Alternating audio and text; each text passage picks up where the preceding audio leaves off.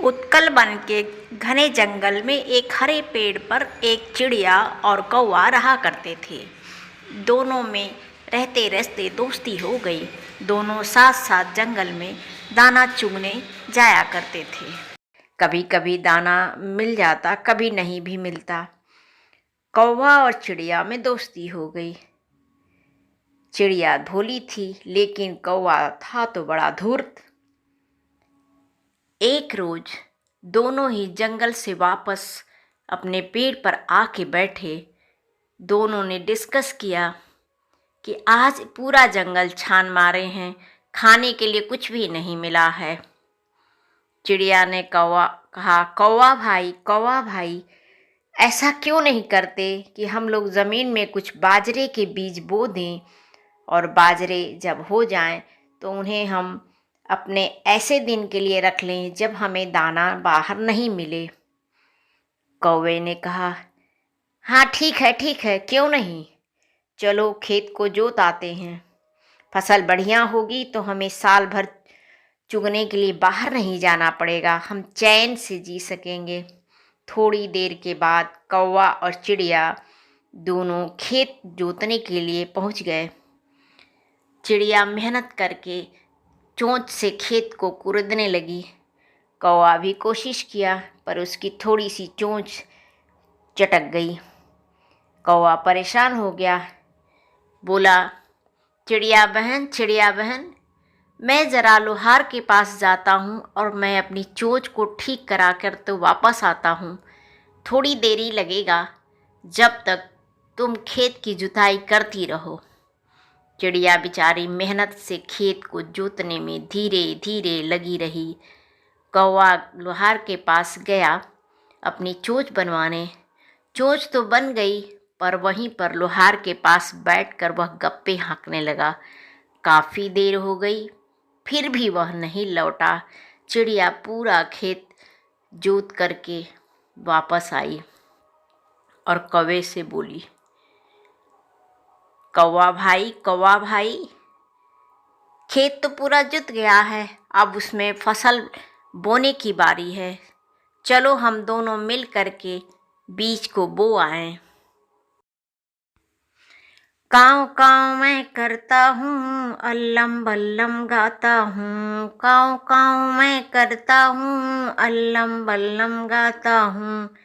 नई चोंच बनवाता हूँ, तू चल मैं आता हूँ।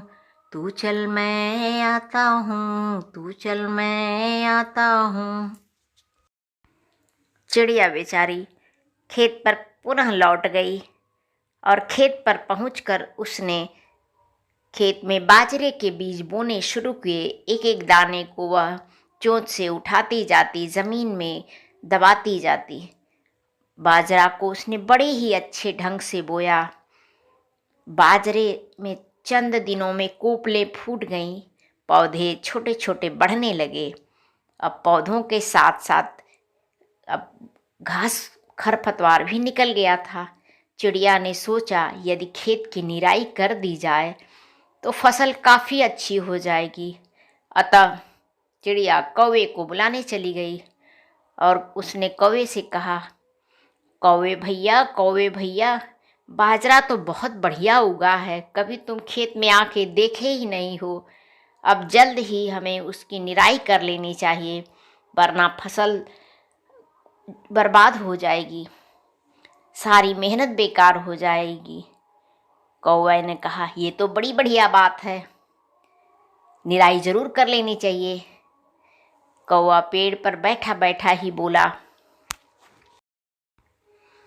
हरी डाल पर बैठा हूँ, अल्लम बल्लम गाता हूँ। हरी डाल पर बैठा हूँ, अल्लम बल्लम गाता हूँ। सुर में सुर मिलाता हूँ, तू चल मैं आता हूँ। तू चल मैं आता हूँ, तू चल मैं आता हूँ। फिर से नन्ही चिड़िया लौट गई। उसने अकेले ही सारे खेत की निराई कर दी। अपनी चोंच से एक एक घास खरपतवार को निकाल निकाल के उसने फेंका। काफ़ी मेहनत की। कई दिनों की मेहनत के बाद आखिर खेत में निराई का काम पूरा हो गया। चिड़िया ने समय समय पर उसमें पानी दिया। फसल अब धीरे धीरे बढ़ गई। अब फसल में अच्छी सुंदर सी बालियां निकल आई थी। अब बालियों में दाने फूटने लगे थे। अब धीरे धीरे फसल पकने का समय हो रहा था। चिड़िया रोज खेत पर जाकर अपने खेत की रखवाली करती, अन्य पक्षियों से उसकी सुरक्षा करती। जब फसल पकने के लिए तैयार खड़ी हो गई तो फिर से चिड़िया एक बार कौवे के पास गई और उसने अपने उसी अंदाज में कहा कि कौवा भैया, फसल तो तैयार हो गई है, अब चलो ना, चलो हम दोनों मिल करके फसल को काट करके अपने घोंसले में लाकर सुरक्षित रख लेते हैं। कौवे ने पेड़ पर बैठे बैठे ही उसी अंदाज में कहा,